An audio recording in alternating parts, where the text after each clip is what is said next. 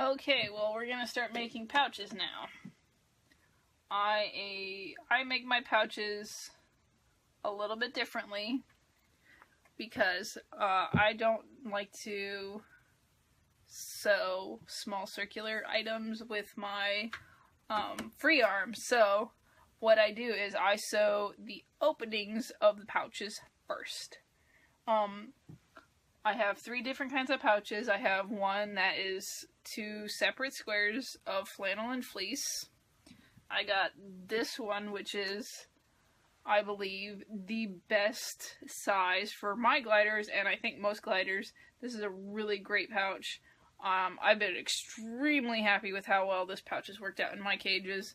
So the sizes are going to be listed in the whole pattern layout. But real quick, what this is that you start off with a 12-inch by 10.5 inch rectangle, and then in having it the long ways where it's 12 inches this way and 10.5 this way, you're going to cut out 2 squares from each corner, and these are 2 inches. So this edge is now 8 inches, and then from this corner to this corner, you're going to go in 1.5 inches. If you're not using a rotary mat, you're just going to draw a straight line and cut it on the diagonal on both sides. This is then 1.5 inches as well from this corner. Not this corner that's been cut off, but this corner right here. So from this corner to this corner right here, it's still 12 inches. So when you're done with that, between these 2 edges, you have 9 inches. 1.5 inches plus 1.5 inches is 3 inches. Subtract that from 12, you're left with 9 inches on top. So when you're done, you're going to have 9-inch opening on the top and an 8-inch bottom. However, if you see these corners are going to be boxed. So because it's a 2-inch square, these boxed corners are actually going to give you a 4-inch wide bottom, which is plenty of room for probably 3 or 4 gliders. Okay, so I'm going to show you how I put on the top for just the regular square, which is the exact same for this crazy looking pouch. The tops are going to go on the exact same way. And then I did this. These are 2 rectangles, which are 10 by 20. This is just going to be a regular sack pouch. I'm not boxing any corners. It's not going to be fancy. It's just going to be a regular pouch. However, this one looks kind of strange when I put it together. So I'm going to do this one first, and then I'm going to do the other one. So you're going to find right sides together. And on the 10-inch sides only, we're going to pin them. Or clip them. I'm clipping. Pin or clip, doesn't matter.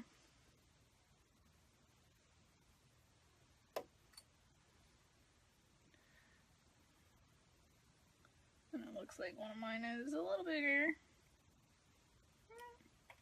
Yeah, just a little bit bigger. Okay, and then on the other side, when you're pinning, you want to pin in or clip in 2 tabs about 1.5 inches in on each side.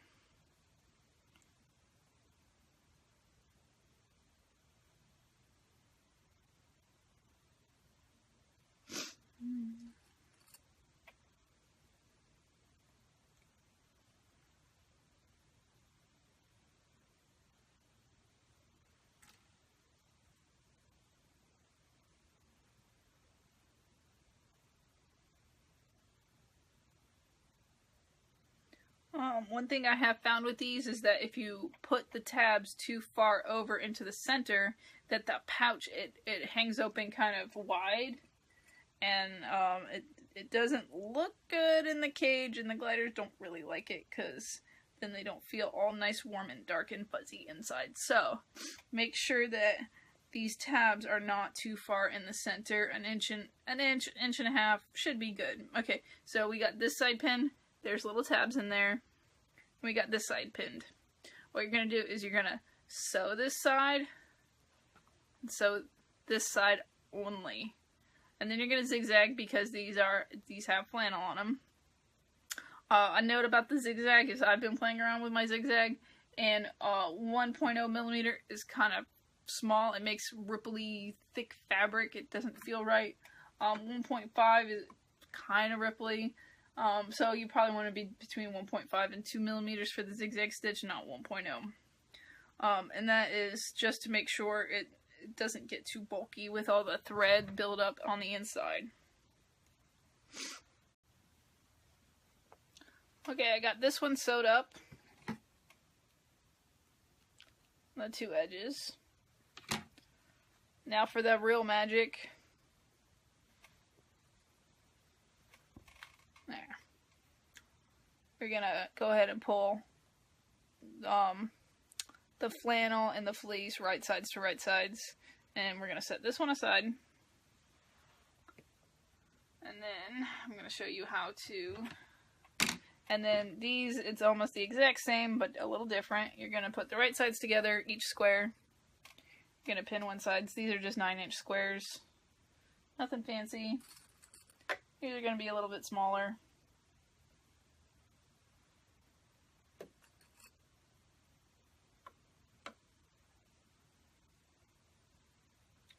And then we're gonna sew. Well, quite lined up.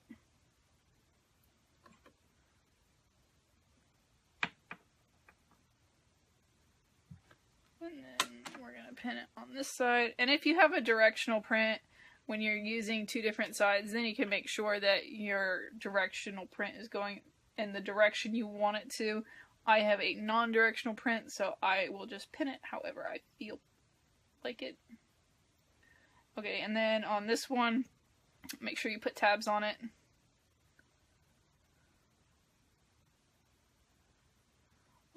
If you do forget to put the tabs on it, you could always put the tabs in on the sides of your pouch. Once you sew items that have fleece, unpicking them is a nightmare. So I highly recommend to not forget to put your tabs in. And this is not lined up either.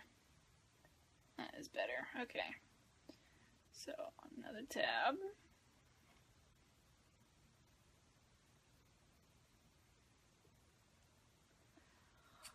Okay.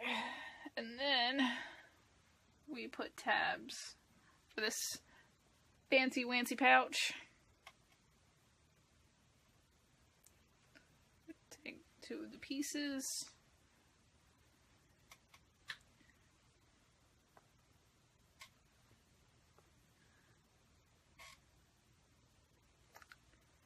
Put your right sides together and do the same, making sure you put your tabs on. So, like that, and then you put tabs on. And then you're going to sew all 4 pieces up, zigzagging on top because there's flannel.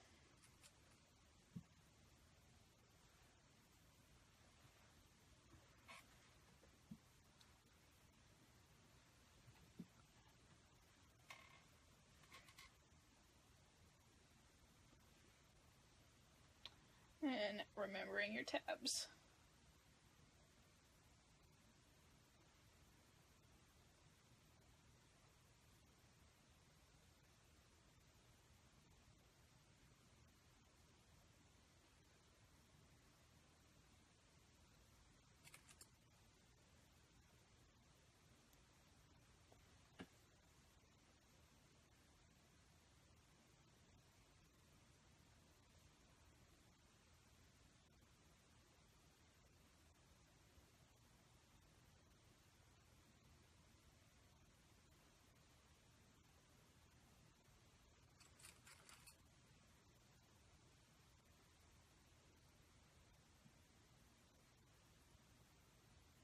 Okay, so there is that. So I'm going to go ahead and just put the video on my sewing machine and sew up a whole pouch.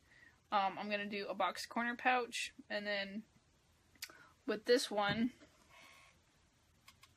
what you're going to do is you're going to line up these edges, and you're going to make sure these seams, there's a seam here and a seam here, you're going to make them go opposite, and you're going to get them right up against each other.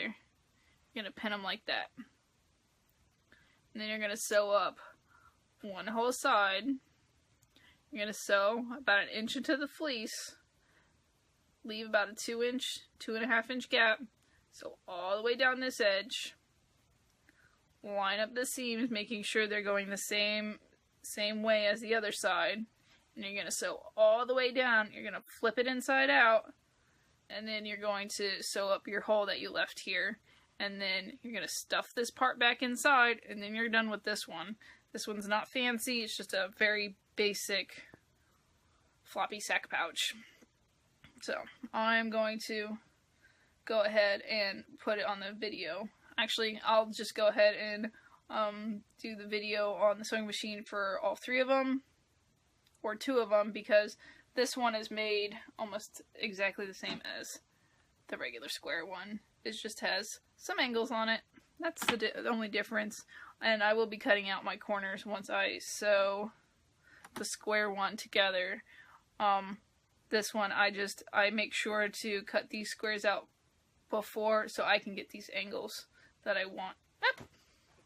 Get these angles I want on the sides to make the trapezoid, to make it a nice, a small opening at the top, but a nice big open bottom bottom, so there's plenty of room for everybody to snuggle and lay down and move around. So that's the only reason why those corners are already cut. So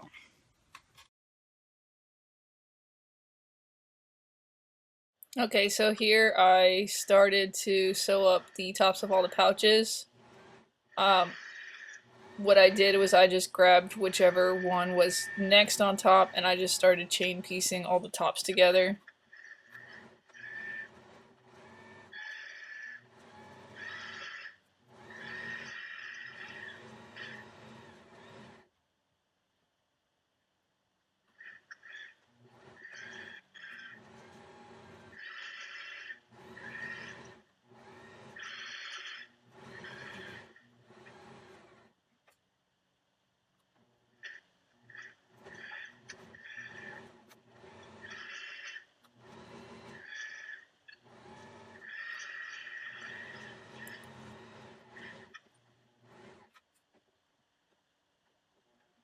I've come to the end of that, and now, without breaking thread, I'm just going to move to my zigzag stitch and zigzag along the top of all of them. Once again, not even breaking thread in the middle of them, just continue to add the next one and zigzag.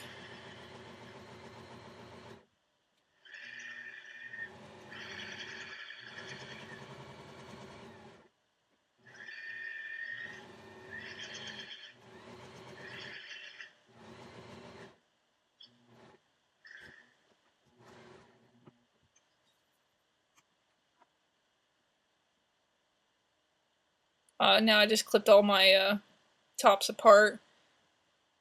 Here I grabbed my regular sack pouch and I started lining everything up. I use pins on the intersections of the seams just because you can get a little bit closer with your needle and actually get that area under your presser foot. And you just pin up the sides, and you do a straight seam all the way down, leaving your opening to turn. And I'm pretty sure I left my opening on my other side. I did.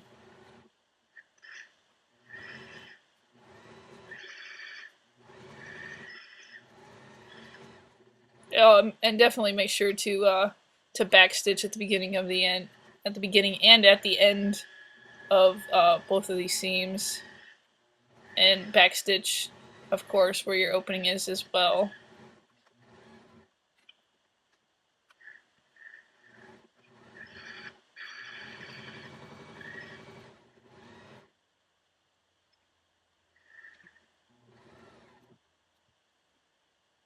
And once again, don't forget to do your zigzag across where your flannel is.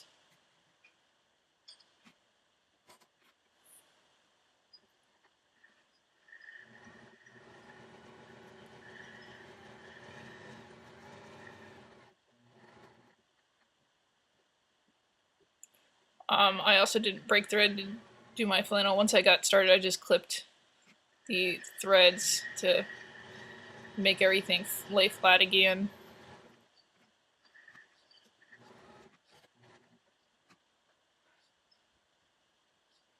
I flipped a pouch, making sure to poke out my corners so they looked really neat.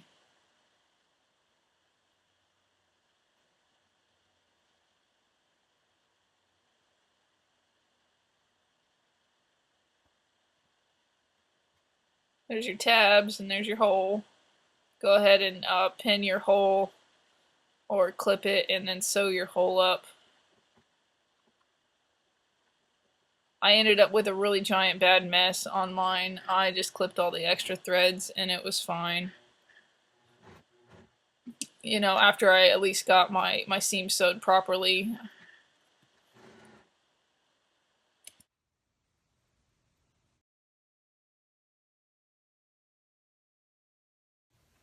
Okay, so we finished the basic pouch, and so now we have two pieces like this, and two pieces like this. Obviously, one like this is not gonna have the tabs on it, and one like this also won't have tabs on it. Okay, and now what we're gonna do is, like how we did the flat pouch where we put flannel and flannel together and fleece to fleece together, we're going to do the same thing with these, right sides together.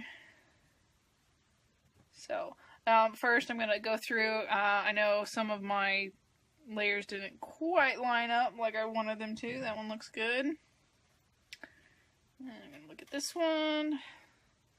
This one also looks pretty good. It's mostly on the square ones I had problems, so we're going to line these up. One thing is, if you already have your corners cut out, we're not sewing that section yet. We're just going to sew the bottom and the sides.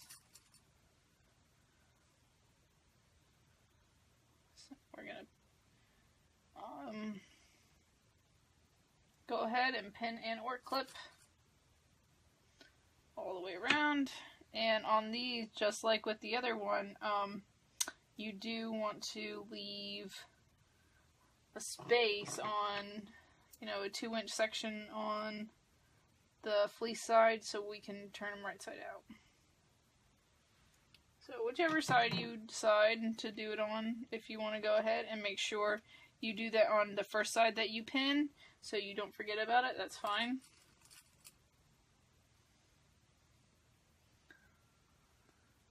And the one reason why I like to do it this way is that we can get those edges to butt up really nicely. I wasn't able to do it on the other pouch, but then you'll have a really nice looking seam, and all your seams will line up nicely when you flip it on the top.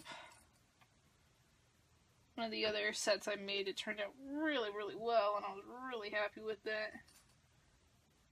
So, what I'm going to do for my reminder that I need to leave opening to flip is I'm going to put 2 clips really close together, like that. So I know that that's going to be the section that I'm going to leave open. Also, right up to there, without breaking thread, I'm just going to jump down to here and keep sewing.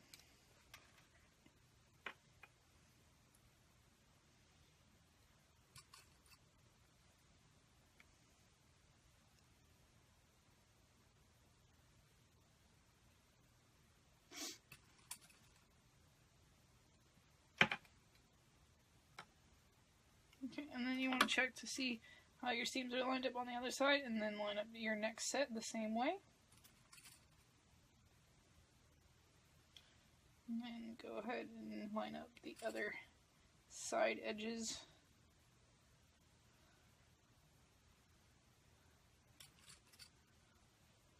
Once again, perfection is not what we're going for. We're going for functionality, and one thing I also didn't say before is we're going for safety. The reason we're making things is to make sure our pets are safe.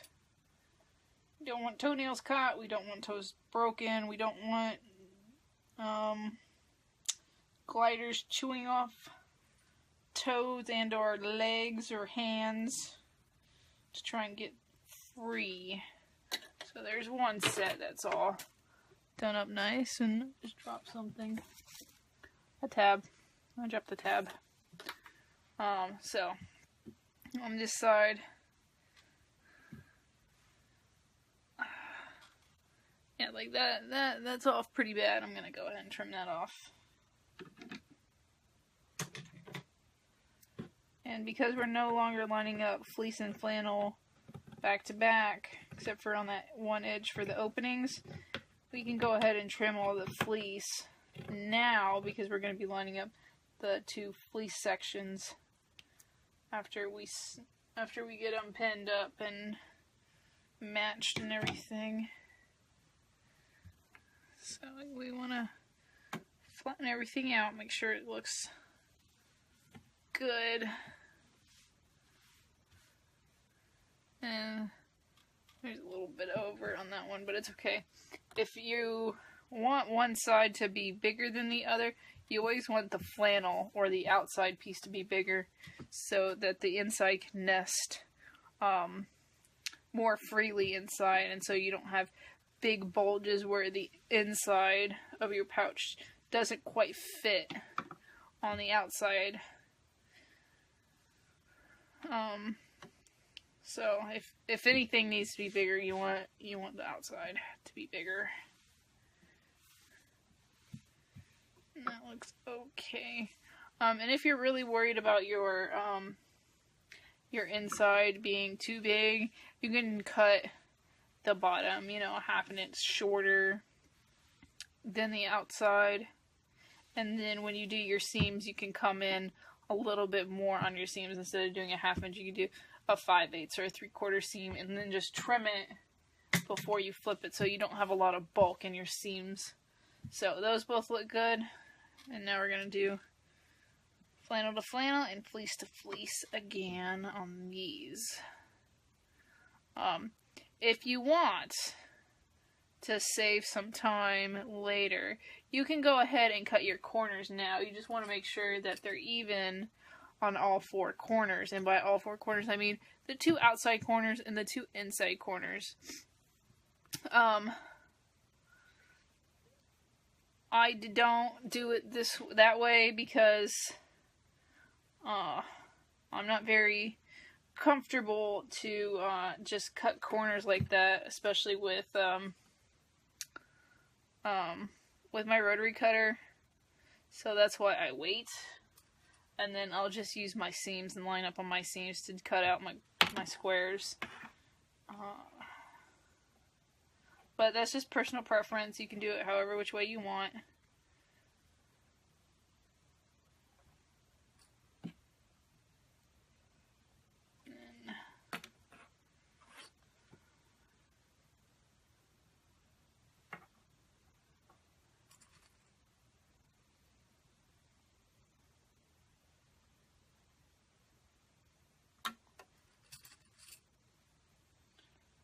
And I'm going to finish.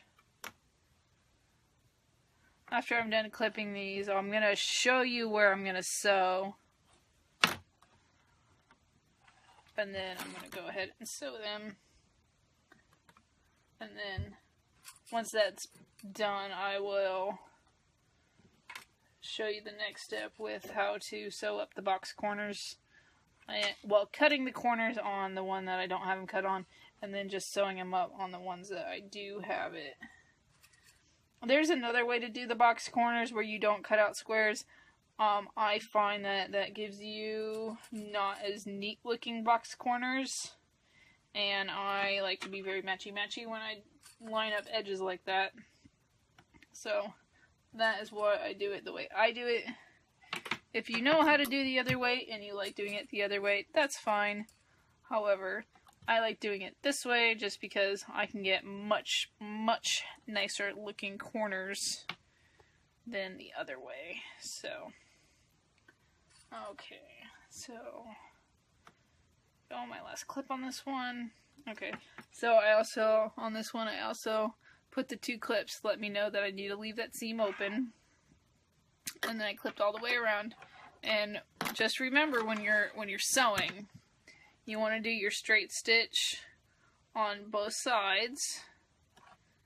But when you go back and you're doing the flannel, remember to go ahead and also make sure you do your zigzag stitch on the flannel to help to keep it from unraveling when you're washing it or when your babies are playing with it. So it just helps keep it together longer. My first set that I bought, they weren't reinforced with the flannel, and I think that's one reason why they started falling apart so fast, was the flannel was just, so it was unraveling,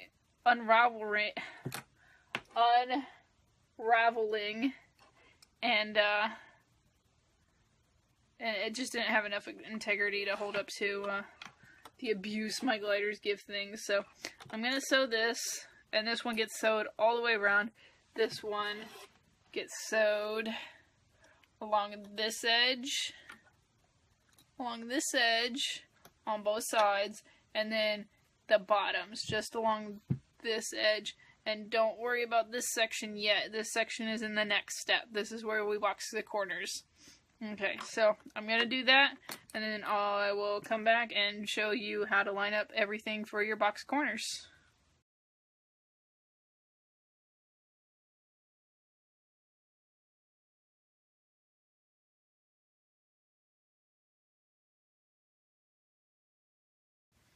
Okay, well, I got all of the edges done, leaving my openings to turn. And now we're going to do boxed corners. And what we're going to need for that is a ruler. Let me get my little ruler. I got a 6.5 inch square. And we're also going to need a pen or a pencil. Pens do work really nice for marking on fleece. Make sure you use a piece of paper first to make sure it's writing. If it's not writing right away, it will not mark on fabric until there's some ink flowing. I got a blank card here that I'm just going to scribble on real quick. And I got it going, so let me see if I can. So, I got that going. And now, when you're boxing corners on a sewn seam, what's very important to remember is that you want to line up your ruler not with the edge of the fabric, but with the edge of your seam. If your seam isn't 100% perfect, that's okay. And I want to do an inch on these. So let me find my inch line. What I'm going to do is I'm just going to make a little L right there. And I know I need to go up, cut that, go in and cut that, and then that's going to give me my 1 inch. And you need to do that for all 4 corners. Making sure, once again, you're lining up with your seam edge and not the edge of your fabric.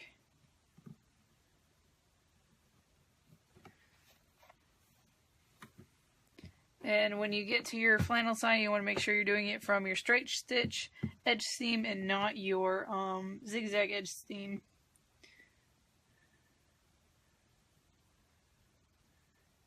And it doesn't have to be 100% perfect. You can go ahead and mark out the whole entire line, but most scissors are going to be able to cut up to the line without any problems, without having to cut the whole line.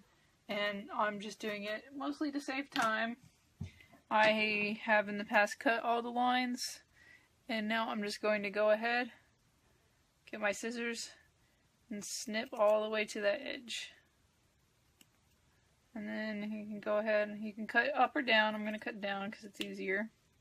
And now you have your little corner cut out right there for your box seam. And let me quickly cut the rest of these, and I'll show you how to line those up.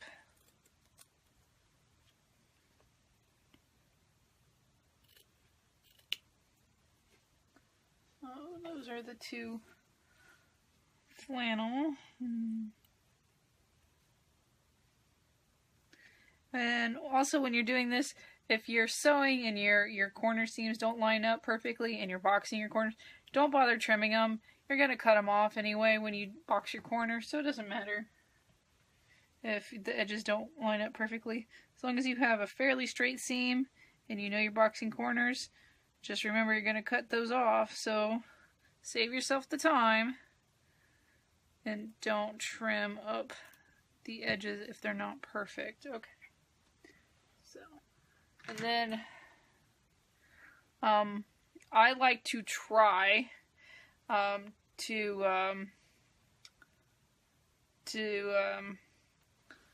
instead of doing this number where you butt the seams up, one going one way, I like to try and do them so they're open like that.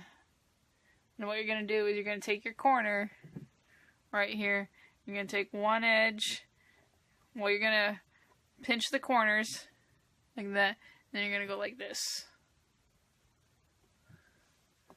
and line that edge up just like that. And then I like to try and get the seams so they're open. Why? Just 'cause. If you want to go one seam one side, one seam the other side, that's fine. Ugh.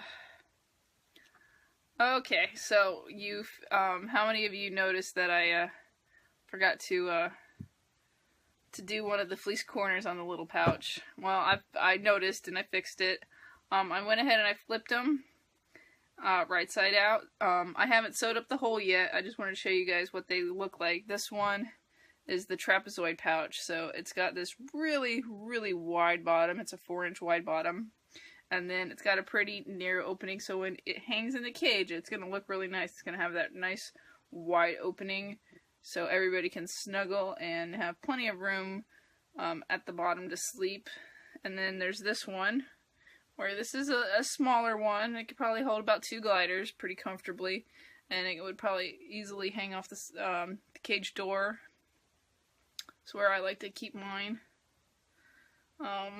So this is what this one looks like, and this was a 9-inch square before we started. And then like this edge lined up really well, and this is why I really like using this method.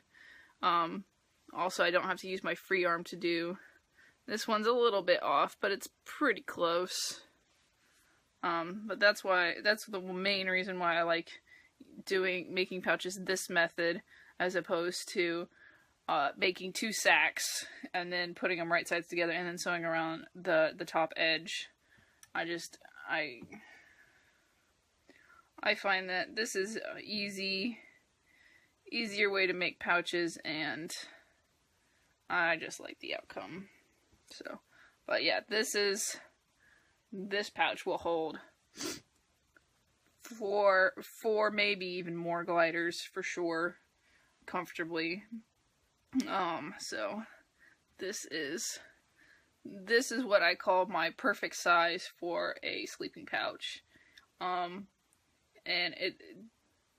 it's not square, because if it were square, when you hang it in your cage, this would hang open a lot further to have such a wide bottom. And if you wanted to, you can make an even wider bottom, but just make sure the opening isn't as wide as the bottom before you box your corners, else it'll hang too far open and nobody's going to want to sleep in it. So you want to make sure that the top opening is shorter than the length of your bottom before you box corners. So if you wanted to do a bigger pouch, let's say you wanted to use a 14-inch square by 12 inches. When you finish, you want your opening to be about 9 or 10 inches. So you'd want to cut your trapezoid. You want to cut your box corners. You could probably go up to 3 inches on those corners. So 3 plus 3 is 6 minus 14, or 14 minus 6 would be 8. So it's actually the same size as this one. And then you would want to, from the corner where you cut off the box, you would want to go up, 2 inches on both sides. So 2 plus 2, and then you want to subtract that from 14. It would give you a 10-inch opening. And that would also give you roughly the same shape. And that would hold even more gliders if you had a large colony that really likes to sleep together. So, and that is how you make some sleeping pouches for your little fuzzy babies.